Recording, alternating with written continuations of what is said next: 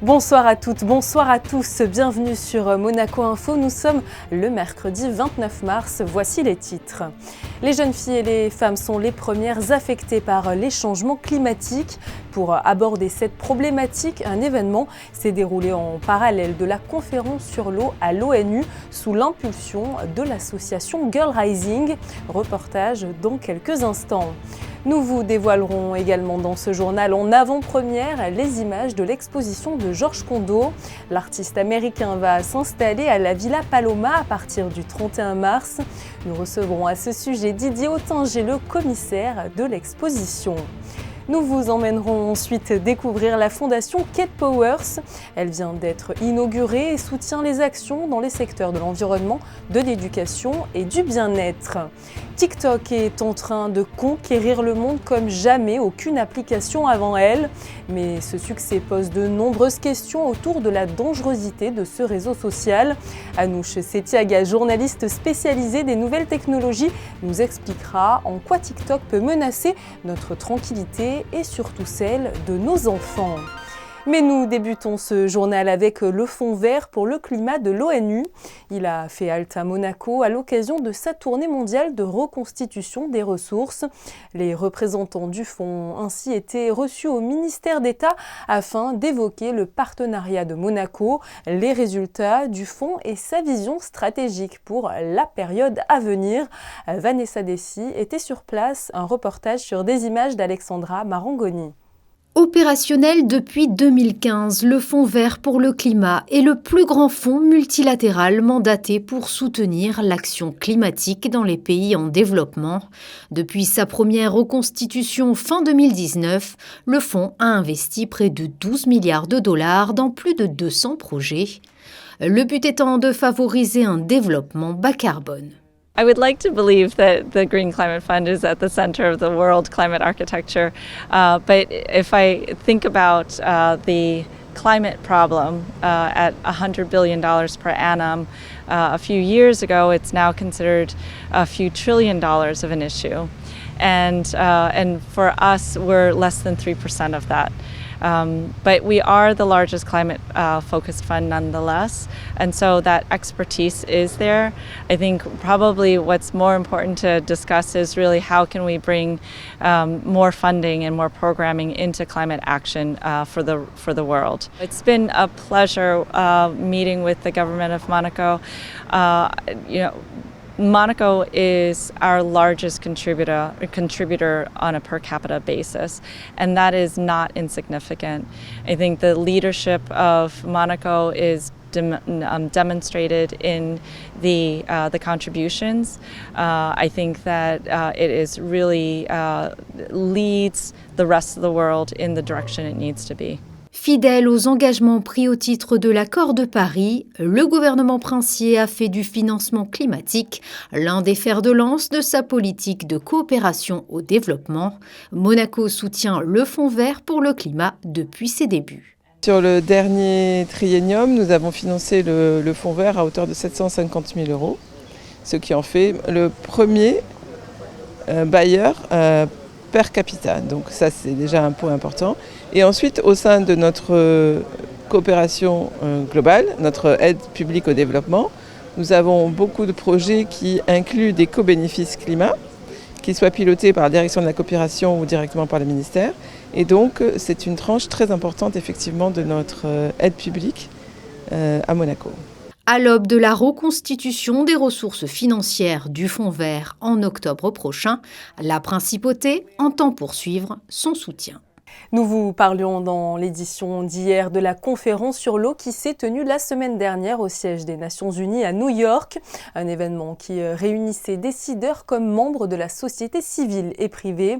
À cette occasion, la mission permanente de Monaco auprès des Nations Unies a organisé un événement parallèle avec l'association Girl Rising. Le reportage sur place d'Alexandra Pani. Elles viennent du Kenya, de l'Ouganda, de l'Équateur ou encore des Bahamas. Elles sont venues partager leur expérience et leur action menée au quotidien sur le terrain à l'occasion de cet événement parallèle organisé par la mission permanente de Monaco durant la conférence sur l'eau des Nations Unies. 80% of the people affected by climate change are women and girls, and having a voice at the decision-making table is very important for us to achieve climate justice. And also having girls' education is a very good tool in achieving climate justice, because us women and girls can draw from our experience to offer solutions that will help in combating the climate crisis.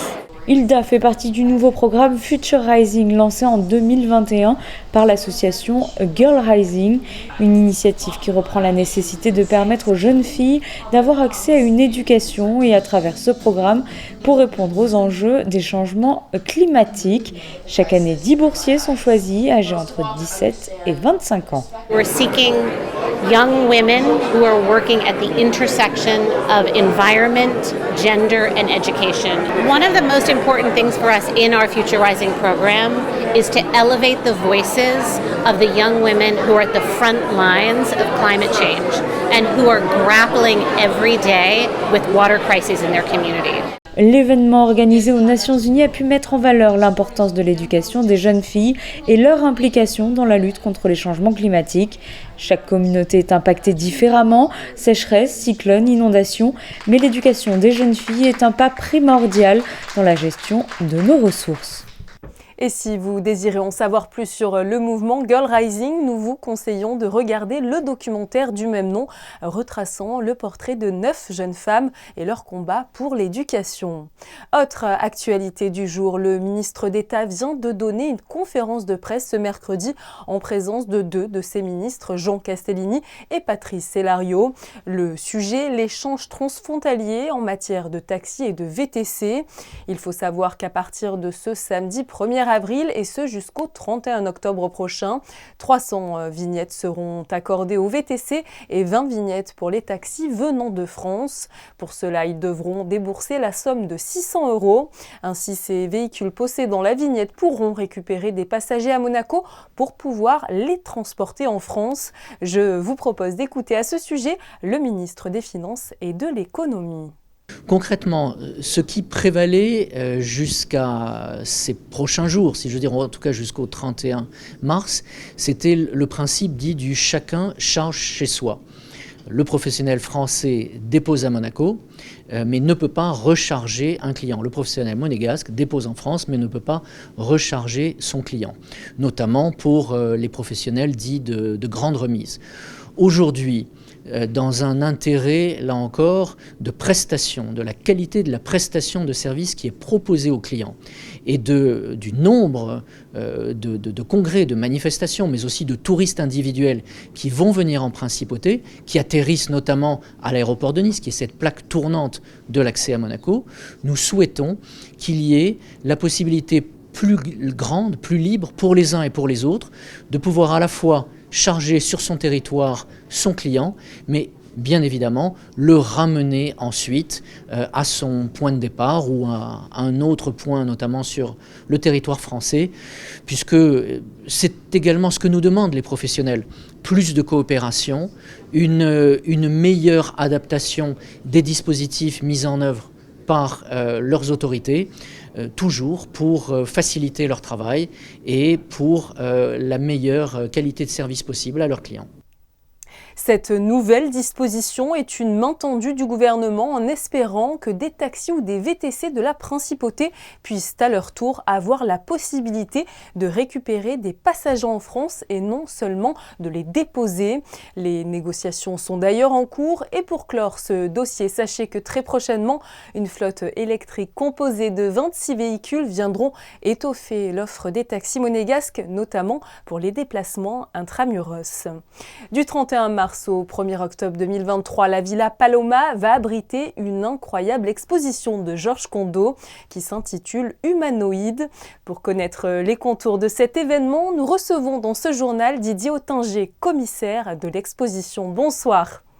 Bonsoir. Alors, première question sur la préparation de cette exposition. Comment avez-vous travaillé à distance avec Georges Condo qui vit, on le rappelle, aux États-Unis ? Alors on a fait des listes et des listes et des listes parce qu'il fallait adapter l'œuvre de Condo qui est quand même très vaste on pourrait dire même pléthorique, à un format d'exposition qui est quand même assez réduit. On est dans une villa qui comporte 6 salles et il fallait trouver les œuvres qui correspondent aux 8 chapitres qui constituent l'exposition. Donc ça a été un jeu d'affinement permanent pour trouver le bon tableau au bon format dans la même salle, sachant en particulier que tous les espaces n'ont pas la même hauteur. Donc il fallait aussi identifier des tableaux qui puissent aller dans tel et tel espace de la Villa Paloma. Justement, un mot sur le travail de Christophe Martin, le scénographe. Oui, alors le scénographe a évidemment formaté les salles, il a ouvert certains espaces pour que des tableaux bénéficient d'une lumière naturelle, il a créé un environnement particulier pour les sculptures de Georges Condo, et vous verrez, le résultat est très spectaculaire. De votre côté, comment avez-vous un petit peu constitué votre travail en tant que commissaire de l'exposition ? Alors, la Villa Paloma comporte 3 niveaux de salles d'exposition, et dans chacun de ces niveaux, il y a 2 salles. Donc, ça nous donnait, allez, on va dire 6 salles qu'il fallait structurer pour essayer de rendre compte d'un parcours artistique qui est extrêmement développé, puisque c'est quelqu'un qui peint beaucoup, Georges Condo, mais qui peint toujours d'une certaine façon le même sujet, à savoir la figure humaine.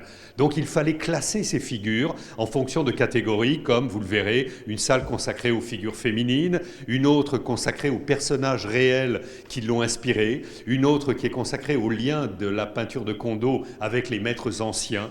Et voilà, ça fait un parcours de visite qui à la fois provoque des rythmes dans la visite, on ne voit pas la même chose d'une salle à l'autre, et en même temps cartographie l'ensemble de l'œuvre de Condo. C'était le but de l'opération. Il fallait, dans un format d'exposition somme toute restreint, quand même pour le public monégasque et français, donner l'idée d'une exposition rétrospective. Et c'est ce qui apparaît au final dans cette exposition. Et justement, je vous propose d'écouter Georges Condo. L'artiste nous dévoile ses inspirations pour faire naître les humanoïdes. Il nous parle aussi de l'importance de faire une exposition ici même, en Principauté. Écoutez-le au micro de Juliette Rappert. The humanoids are abstractions of the external self of an imaginary portrait. And what they do is they reveal the inner emotions of the character on the outside. So you can kind of see what's happening in the mind of the subject. And one of the ideas is to kind of destroy the linearity and the chronology of art and think that there's no reason to think that something done 10,000 years ago couldn't be as contemporary as today. Well, it's a real honor to be invited to do an exhibition in Monaco. You know, to choose the Villa Paloma as a place to show, which is a beautiful building. Instead of people looking at Ferraris and Rolls Royces, they can look at paintings and sculptures. On entendait Georges Condo à propos de son envie de faire une exposition à Monaco. C'est vrai que c'est un véritable événement de recevoir un tel artiste en Principauté. C'est vrai que c'est une chance et il y aura bientôt sans doute, enfin il y en a eu déjà des expositions dans des très grands musées européens et américains. Le fait qu'il nous donne cette exposition en Principauté, et vraiment, il faut le mesurer, une chance assez exceptionnelle, oui, en effet. Georges Condo relève aussi à travers son œuvre globale, on en a parlé, mais un vrai défi en s'emparant du cubisme et en l'humanisant. Avec votre œil expert, qu'est-ce que vous ressentez lorsque vous regardez ces œuvres ? Eh bien, on voit que le travail de Condo, c'est un travail d'investigation psychologique. C'est quelqu'un qui nous le disait au fil des visites qu'il a pu faire dans cette exposition, peint certes ses contemporains, mais se peint lui aussi. Et chacune des images pourrait être une image de l'artiste lui-même, c'est-à-dire de ses états d'âme, de ses pulsions, de ses désirs, de ses peurs, etc. Mais c'est aussi l'image d'un monde tel qu'il est aujourd'hui. Et ça aussi, Georges Condo nous l'explique assez bien, si ces images de figures sont fractionnées, c'est parce que le monde actuel est fractionné et qu'il est difficile aujourd'hui d'imaginer une forme et une psyché qui soit sereine, calme, ramassée à l'intérieur d'un dessin qui serait un cercle parfait, par exemple. J'ai l'impression également que son travail nous inspire aussi celui des caricaturistes, une façon singulière finalement de réinventer la figuration. Oui, alors on peut dire qu'il se réclame d'un cubisme, mais pas de n'importe lequel. On se souvient, nous les historiens d'art, qu'il y a eu un visiteur important dans l'atelier de Picasso.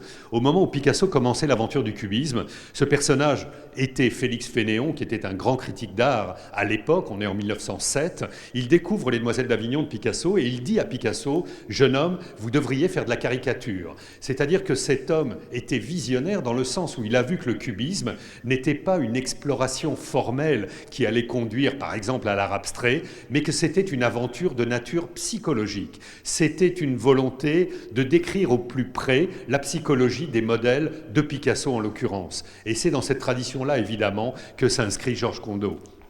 Merci beaucoup à vous Didier Ottinger d'avoir répondu à nos questions et surtout de nous avoir donné envie d'aller découvrir l'exposition de Georges Condo à la Villa Paloma. Merci à vous.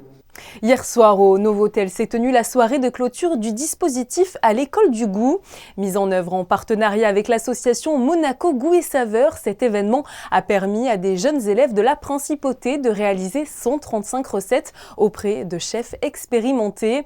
Et cette année, le thème culinaire tournait autour de la crevette et de l'avocat.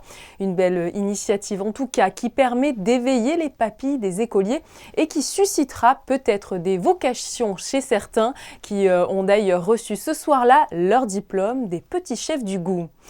Un mot de sport à présent avec le Rolex Monte Carlo Masters qui s'apprête à accueillir le 8 avril prochain un plateau de joueurs exceptionnels avec notamment la participation des 20 premiers mondiaux au classement ATP. Et justement, les 4 wildcards du tableau final viennent d'être dévoilés. Les 2 premières invitations sont attribuées à 2 anciens vainqueurs du tournoi monégasque, à savoir l'Italien Fabio Fognini, 91e au classement ATP, et à Stan Wawrinka, 87e. La 3e carte revient à Jack Draper, 43e au classement et âgé seulement de 21 ans. Enfin, la 4e et dernière invitation est fort logiquement donnée au numéro 1 monégasque Valentin Vachereau. S'ajouteront à ce tableau final les 7 joueurs issus du tableau de qualification, soit un total de 56 joueurs. L'AS Monaco FC a lancé ce mercredi Unseme au stade Louis II. Signifiant ensemble en monégasque, Unseme a pour vocation de renforcer et pérenniser le lien qui existe déjà entre l'AS Monaco et les communes et clubs amateurs de la région. Un engagement gagnant-gagnant avec 10 communes qui permettra la mise en place de nombreuses passerelles sur divers volets, expérientiels, billetterie, merchandising, pédagogique ou encore sportif. À travers ce programme qui s'inscrit dans la continuité d'initiatives telles que Kids Tour, l'AS Monaco réaffirme sa volonté d'aller au contact des acteurs de son territoire et poursuit ainsi sa politique d'enracinement local. Née en juillet dernier, la fondation Kate Powers vient d'être lancée officiellement hier soir à l'occasion d'une soirée au restaurant Le Twiga. Et vous allez le voir, de nombreuses personnes ont fait le déplacement, dont le prince Albert II. Le reportage de Crisinda Tomel et Alexandra Marangoni. Elle a su se faire aimer de tous et elle laisse derrière elle un souvenir impérissable. Une foule entière se pressait hier soir devant les portes du Twiga pour venir rendre hommage à celle qui a fondé le célèbre établissement, le Stars and Bars, Kate Powers, disparue il y a bientôt 2 ans, et puis pour le lancement également officiel de la nouvelle fondation Kate Powers Foundation. Sa disparition le 30 août 2021 avait jeté un voile de tristesse sur la principauté. Une fondation porte donc désormais son nom et entend bien poursuivre les combats de Kate et agir pour Monaco sur des questions environnementales. La fondation a été créée pour poursuivre l'héritage de Kate qui a initié les projets d'écologie, de communauté et de renforcer cette unité qu'on a à Monaco.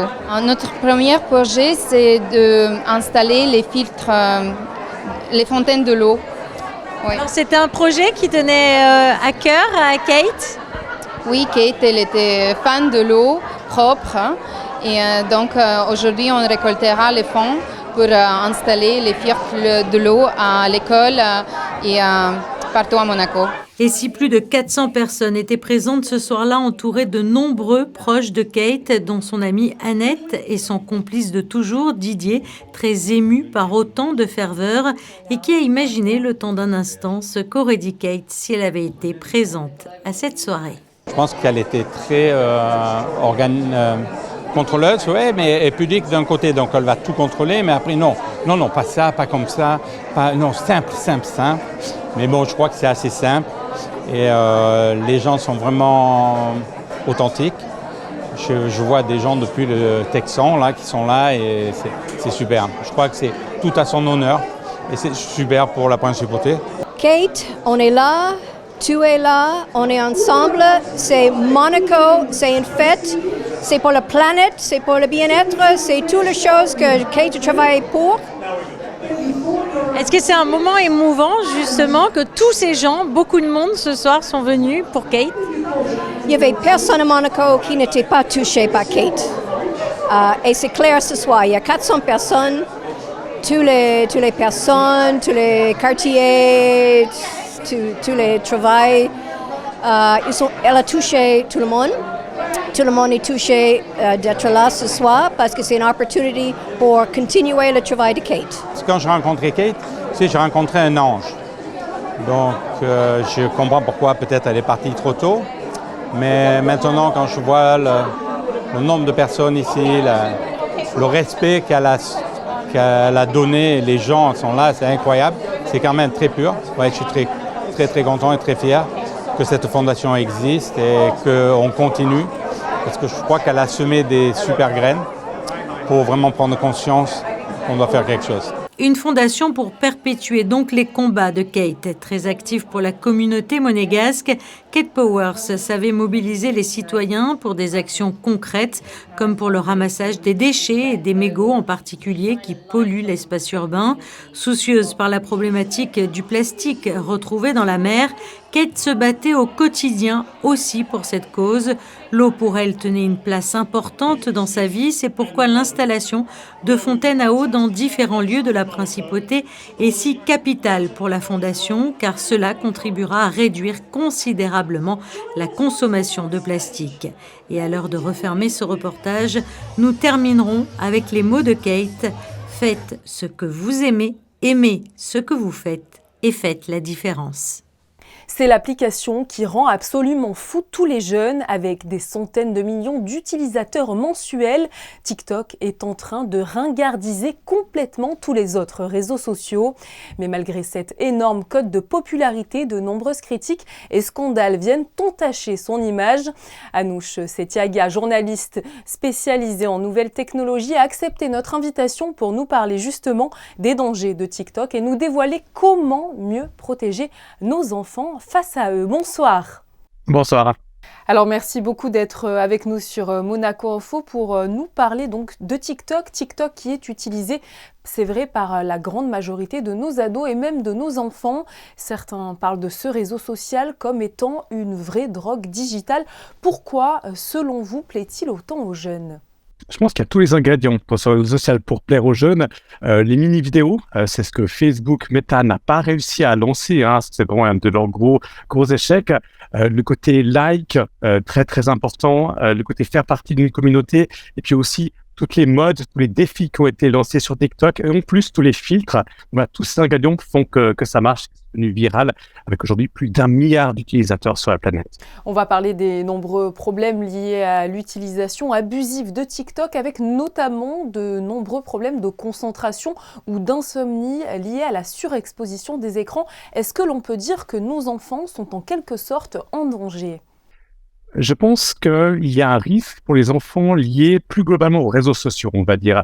C'est vrai que TikTok, aujourd'hui, c'est quoi ? C'est à peu près 1 heure d'utilisation en moyenne par adolescent qui a TikTok. C'est énorme.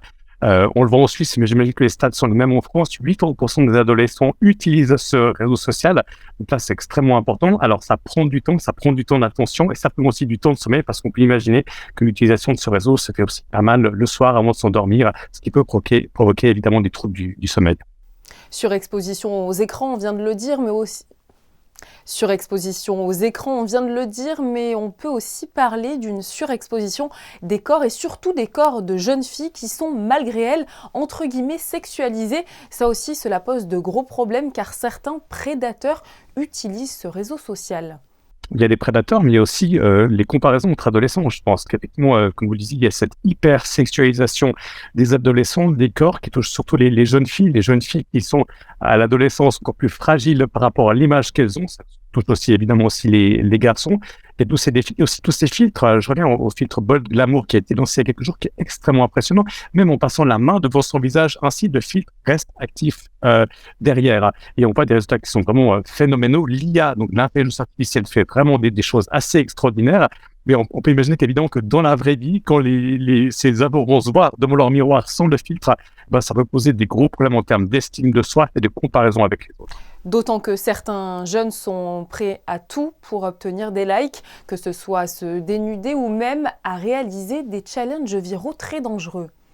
On a vu ces dernières années qu'il y a en tout cas eu une dizaine de morts, surtout pour des adolescents qui sont lancés des défis les plus idiots les uns que les autres pour pousser un petit peu les limites, pour montrer aux autres qu'on est capable de faire certaines choses. Et effectivement, il y a le côté problème de santé mentale qu'on a évoqué, il y a aussi le problème d'intégrité physique qui est assez important avec ces défis vraiment incroyables. Et là, on peut imaginer que TikTok, comme d'autres réseaux sociaux, aussi Instagram, a une part de responsabilité pour modérer quand même nettement davantage ces contenus.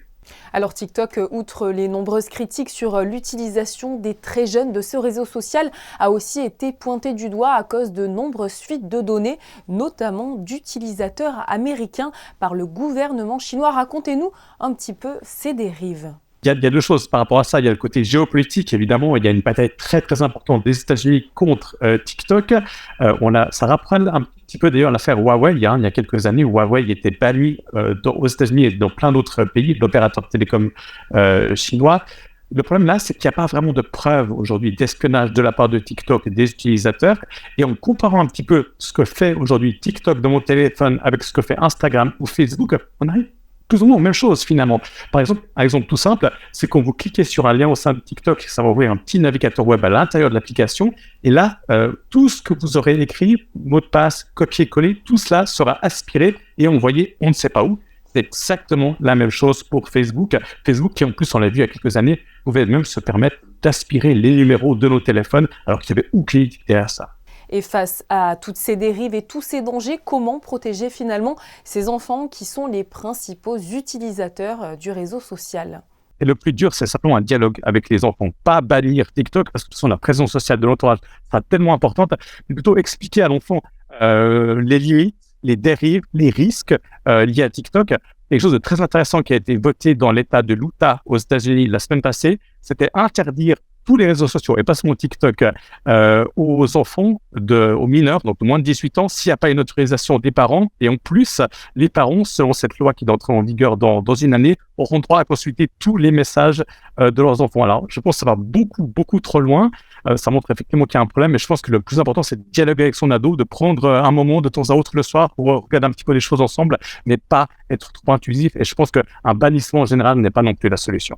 Alors pour finir, dernière question, pour ne pas diaboliser ce réseau social à 100%, il faut le dire, TikTok n'a pas que des défauts et permet aussi de développer la créativité chez certains enfants et adolescents.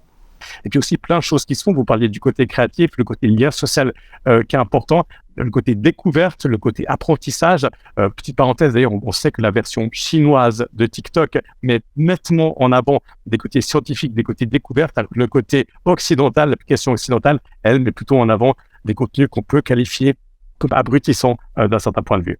Merci à vous, Anouche Setaga, d'être venu sur notre antenne pour nous parler des dérives du réseau social TikTok. Merci. On reste dans le domaine de la technologie avec Monaco Télécom qui se perfectionne. En effet, grâce à une formation de leurs employés et à une réorganisation de l'entreprise, Monaco Télécom se veut offrir un meilleur service client par téléphone. Perrine Boger et Thomas Deus ont rencontré à ce sujet Martin Perronnet, directeur de la société. Écoutez-le. On a décidé de créer un service client complètement à l'intérieur de Monaco Télécom, dans les locaux de Monaco Télécom, et surtout organisé par ce qu'on appelle des régions. C'est-à-dire que Monaco on l'a divisé en 5, et à chaque fois on a une équipe de 3 personnes. Donc quand vous appelez, vous ne tombez pas sur un conseiller, vous tombez sur votre conseiller, sur celui qui connaît précisément les rues où vous habitez, qui peut connaître mieux les problématiques auxquelles vous pouvez être confronté et qui sera à même de suivre votre cas, votre dossier jusqu'au bout de façon totalement personnalisée. On a voulu vraiment réinventer la relation client, essayer d'exprimer le mieux la qualité de ce que doit Monaco Télécom à la communauté des résidents et des entreprises à Monaco, en créant quelque chose de très personnalisé, en jouant à fond sur la proximité et donc en s'éloignant totalement des vieilles images de grands plateaux d'appel dans lesquels on n'obtient jamais la réponse à laquelle on attend. Et comme chaque soir, nous faisons un point sur vos prévisions météo. Pour cela, nous retrouvons Vanessa Dessy. Bonsoir. Bonsoir Julia, bonsoir à tous. Pas de changement notable demain. Le temps restera très agréable sur le territoire. Les températures oscilleront de 11 à 17 degrés. Le soleil se lèvera à 7h14 et se couchera à 19h55. Et nous fêterons les Amédées. Vous avez pu entendre dans ce journal l'artiste Georges Condo et le commissaire de l'exposition Didier Ottinger. Nous vous proposons ce soir des images de Frédéric Nébinger qui s'est lui aussi rendu en avant-première pour découvrir Humanoïde à la Villa Paloma. C'est la fin de ce journal. Merci à vous pour votre fidélité. Demain, vous retrouverez Émilie Rousseau à la présentation. De mon côté, je vous dis à très bientôt sur Monaco Info. Bonne soirée.